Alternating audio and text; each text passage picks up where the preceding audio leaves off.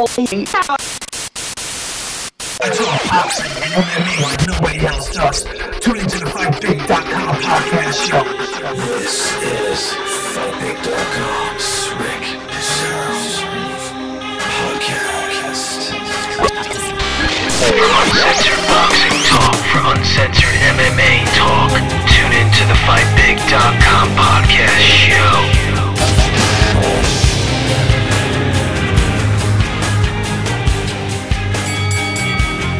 What's up, dudes? It's your boy Rick from FightBig.com coming at you live here on YouTube. YouTube user, you see it up there. Check it out. So, this weekend, I'm broadcasting live out of my lair here from New York, by the way. What's up, dudes? It's Friday, February 17th, and tomorrow, Vitali Klitschko is fighting Chisora, okay? You heard about the smack by now at the weigh-in. This Chisora bum, you never heard of him before probably, especially if you're from the US. And the guy smacks him, he's scared to death, and the guy lost his last fight in a split decision. Chisora has 15 wins, 2 losses, 17 KOs. That can't be right. 15 wins. I'm reading his record off of a piece of paper. Sorry, dudes, I screwed it up. But anyway, basically, he lost his last 2 fights, alright? He lost to fucking Tyson Fury. Oh my god, and he lost a decision to some other bum, alright?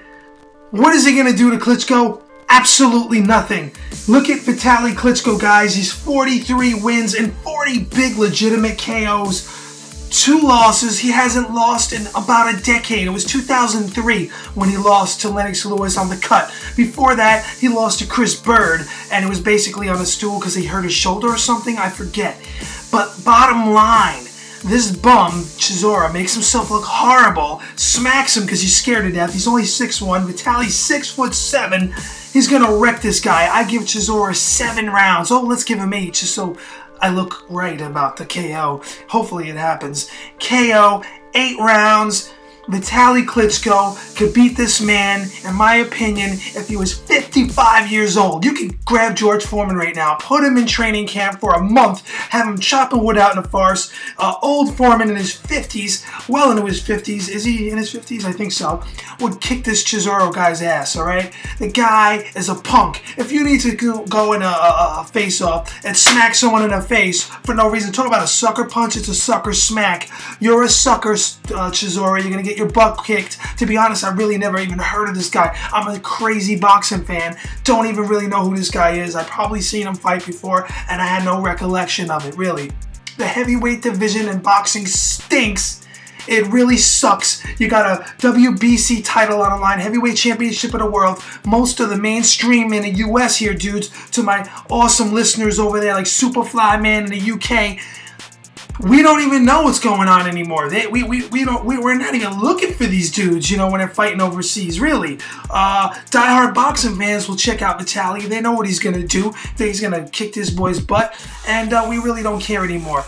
So what you got here is you got a heavyweight championship bout going on post-2003. The last big, significant heavyweight fight, in my opinion, was Lennox Lewis versus Vitali Klitschko. And arguably, it was a cut that stopped the fight. You could say that Klitschko really never lost a fight. He never got his ass whooped and knocked out, right? Vitali Klitschko? I thought he was the better of the 2 fighters that have Vlad and Vitali going into the game from jump.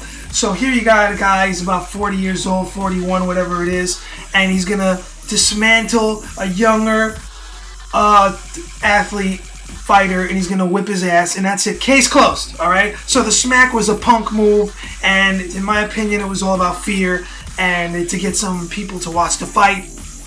No one gives a shit. So that little smack thing, whatever. So guys, moving on. We got some things coming up in boxing. We got ESPN2 tonight. ESPN3, ESPN2. John Molina is fighting Quintoro. I got an undercard. Looks kind of decent. I can't even read my own handwriting. Sean Estrada versus a guy named Terrence Woods.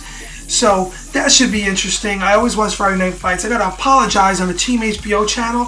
If you know, you know. I got over 2 million uploads views over the years. I had to delete all my copyrighted stuff. All the ESPN stuff I had to get rid of, guys, because people were ratting me out. Somebody just got on there and started bitching. I got a strike, and it's about to be my 3rd strike. And that channel is linked into a lot of other channels. I have other channels on YouTube, and it was gonna mess around with some things, and I couldn't have that happen. So I apologize. I can no longer do that on that Team HBO channel.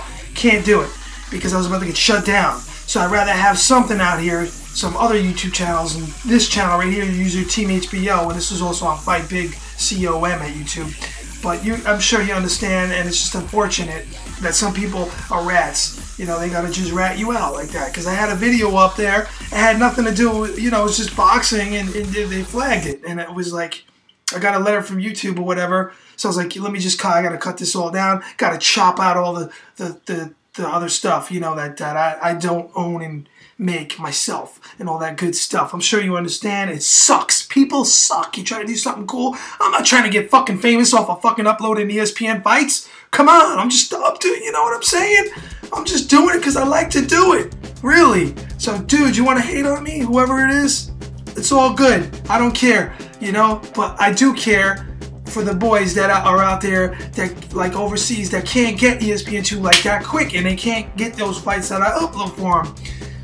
Sucks. I'm sorry. Anyway, congrats to the big Nish anyway. He won last week's DVD deal.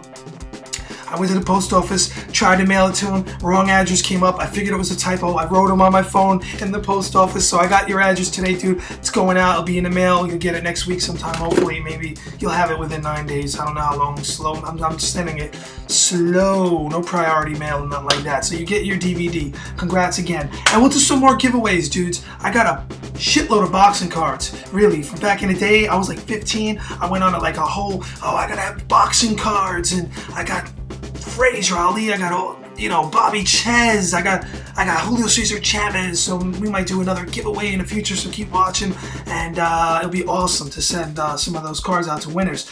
So what else do we got going on this weekend? We got Paul the Punisher Williams. He's fighting Noboru Ishida. Ishida is from Japan. You know, Ishida is 24 wins, 6 losses, 9 KOs. Not a big power puncher, but he knocked out James Kirkland in the first round. That's why you know Ishida, and that's why he's in this game. Last fight, I looked at his record. They threw him in there with a bum. The guy never had a fight in his life. He knocked the guy out in 1 round. So that's 2 first-round knockouts for Ishida. You got Paul Williams. Paul is 40 big wins, 2 losses, 27 KOs. As you know, Sergio Martinez in the rematch knocked him the hell out, and it was crazy. And he's basically trying to resurrect his career here on Showtime. This is tomorrow night, guys. So I'm looking for Paul Williams to beat Ishida. I don't know I haven't really watched too much Ishida outside the first round knockouts, but I think if Paul gets him past that 5th round, like I said, Ishida's not a big puncher. He should take him out. He should look impressive. I don't know if he's going to look impressive because, you know, boxing is mental. Paul Williams won his last fight on a decision. What was it, against Lara? So I'm thinking Paul Williams is going to probably have a decision with Ishida. If I had to put money on it, I would say it's going to be a decision. Hopefully they get the knockout, get excited knockout, and he'll come back in the game and look strong again and make a name for himself. Paul the Punisher was avoided. He was like a super, super tall welterweight, you know, he's had all the attributes. Nobody wanted to fuck with him. But after what happened, you know, with Sergio Martinez, styles make fights, he kind of, you could say, exposed him, knocked him the hell out. When you take a rock, when you take a big knockout, like you got hit by a rock or a boulder like that, we don't know how the guy's going to react coming back against quality opposition. So I look forward to seeing Paul beating Ishida, and if he doesn't beat him, if he can't beat Ishida, pack the bags, Paul, it's over. So I doubt that's going to be the case, but you never know. It's boxing. But he should look good, and he should win the fight on a decision.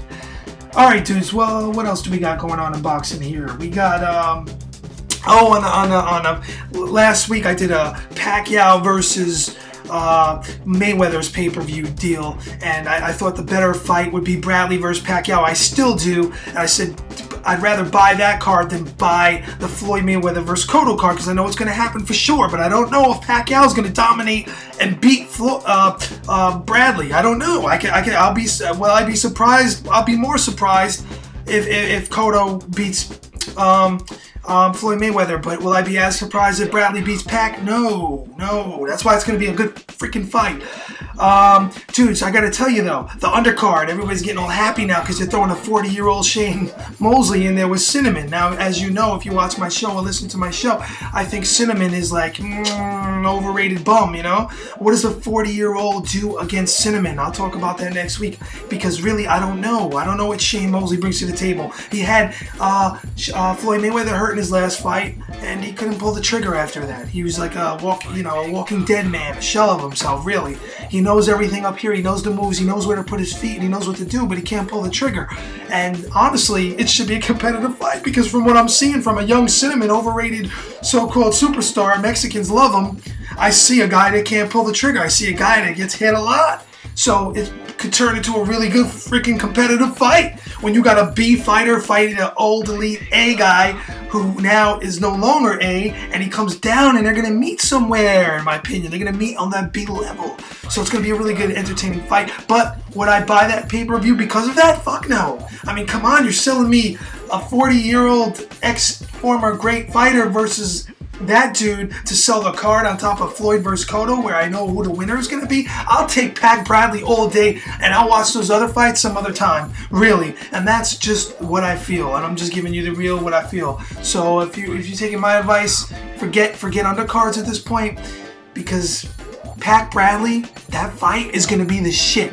When I tell you that, trust me on that. You got an undefeated young champion with heart, fearless Tim Bradley with a head that knocks into fighters, and Pac gets cut.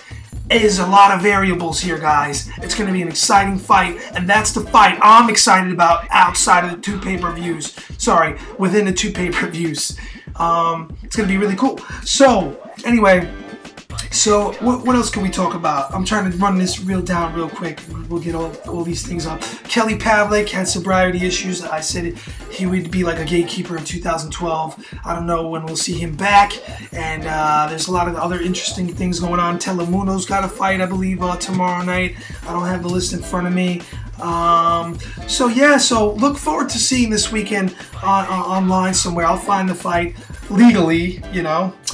Vitali should be taking out this Chisora guy, and we'll see what happens, dudes. I'll tell you what, though, I'm really pissed off. Boxing sucks right now. You know, they're building boxing up right now, like in a weird fake way, like wrestling. You got Floyd fighting recycled Cotto. When I see recycled Cotto that has been around, he's been beat up. Yeah, he only had 2 losses. Arguably, you know, you can see the decision against. The Shane Mosley decision was weird. Oh shoot, my music is coming, guys. I'll be back next week. I got this all like going set format here, so the show's easier for me to do. It's a pain in the ass to do all this. I edit it all and all that good stuff. But dudes, we'll continue this conversation. Please leave comments down here. I read them.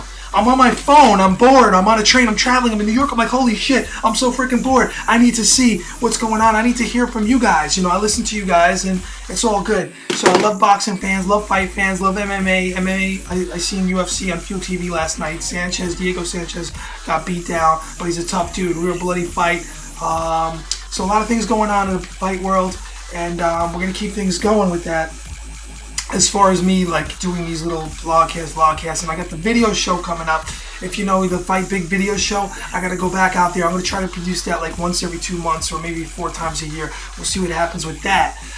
It's when I go out with the camera, I go out in the city, I'm like, yo, I ask people what's going on with boxing. Maybe I'll even kick down a gym door to some fight place or whatever. You guys have an awesome, awesome weekend and enjoy the fights. Peace.